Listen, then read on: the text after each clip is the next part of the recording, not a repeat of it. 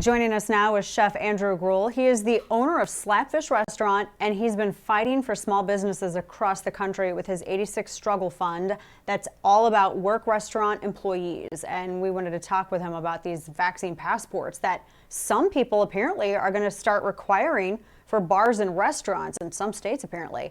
And of course, that cyber attack on our meat industry and how that is affecting restaurants. A lot to discuss. Andrew, it's good to see you.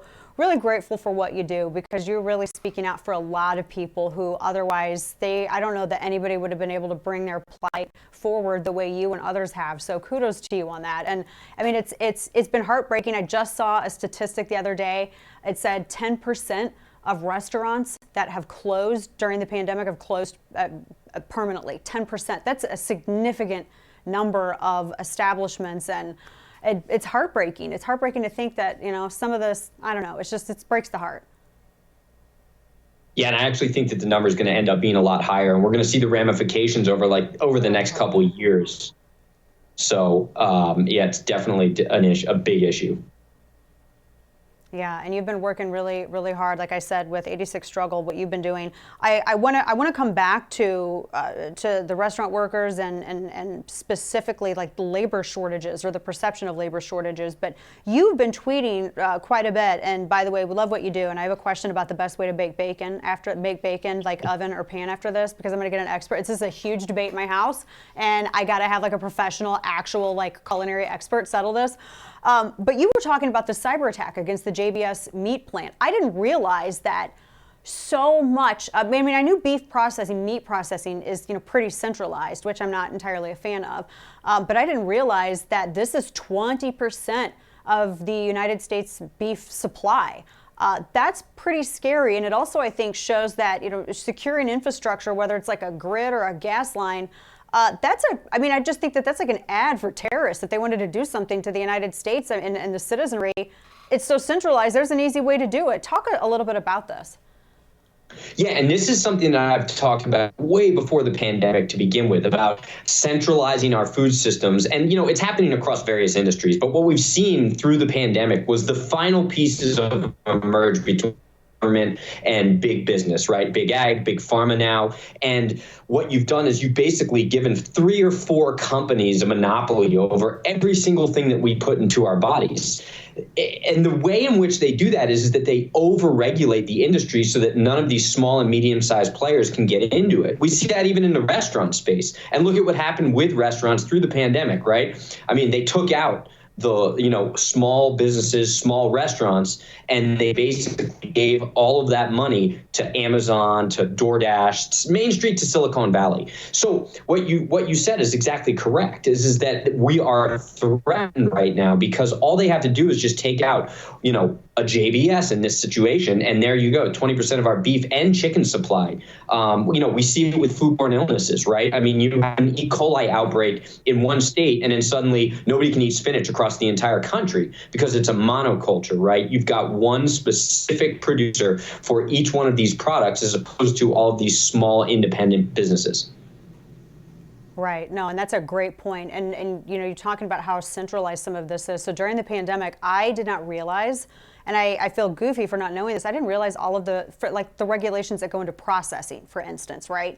So there was, I think at the very start of the pandemic, there was discussions of meat shortages and then how when all the restaurants closed, all of these ranchers, I'm in Texas, they had no idea to do with this surplus of cattle. I mean, they had more head than they needed. And I also love animals. So I'm like, I didn't want to see these, these cattle, their lives just being wasted. So my husband and I were like, well, let's get a steer. Let's just buy right from the ranchers and get something grass-fed. I mean, we come from a family of hunters. We believe in the ethical harvesting from nature. We have, venison, super healthy meat. I'm like, let's fill our freezer and let's have, we know where it comes from. I literally have video of our steer. He was adorable and he was also delicious. But then it was the processing. So all of the processors were backed up, and all of the processors who did wild game, they were barred from actually processing cattle and beef. And I don't know if that was a state regulation, but it was so difficult just to get it processed. why do we really need regulations like that say, well, no, you can't just go if you buy a steer, if you do what we did, and you want to go get it processed, maybe it's somebody who's does venison or turkey or something like that. No, you have to go to this. Why is the government weighing in on this? That's insane. Of course, and that's a question that I've asked. It's the USDA, it's the FDA. I mean, it runs the gamut, but it's the federal government, right? Why is the federal government involved in this? I can understand local jurisdictions, local ordinances, and we obviously have to have some sort of a framework whereby we make sure that we're providing healthy food and there's certain regulations and standards, but that can all be done on a local level. It doesn't need to be done one way in New York City in the same way as it is in California. I mean, granted, don't get me wrong, Cuomo and Newsom are obviously pen pals, but it doesn't have to happen that way. But you've got this massive monstrosity that's effectively taking away all of the artisanal nature that our food system 50 years ago was known for and is no longer known for. 50 years ago, 60% of Americans were somehow connected to the farm industry, and right now it's less than 0.01%. And there's just something that is just so much more. I mean, we're foodies, so I appreciate what you do, and I'm very familiar with you and what you do. So this is very cool to talk with you. And there's something that's just so much better when you know where your food has come from. Like, we have a huge garden. It's not as big as our congressman's guest. He's going to be on with us here later. But we have it's just so much better to know where your produce comes from, to know where your meat comes from. One last question for you. Actually, I have two last questions for you before I let you go. You made a really great point about when we were talking about vaccine passes and everything else, about the treatment of entry-level workers. And so entry-level workers, specifically in the food industry, have just really gone through the ringer and are still doing it, still going through it as restaurants are opening. It seems almost abusive to me to make these same people act like bouncers for these establishments and demand to see people's vaccine passport. That just seems like it's putting them in a very a confrontational position that they should not be put into. Talk to us a little bit about this, because you've tweeted about it.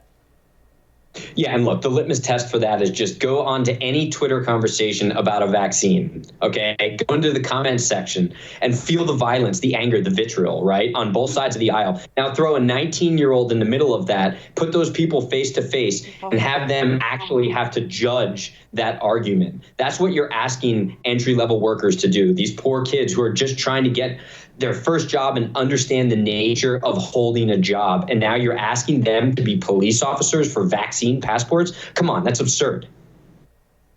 It is absurd. Last question for you, Chef Gruel. So, big debate in my household, in my family actually. Bacon, is it better in the pan? Or I think it's kind of better baking it in the oven. I need a real expert to weigh in on this.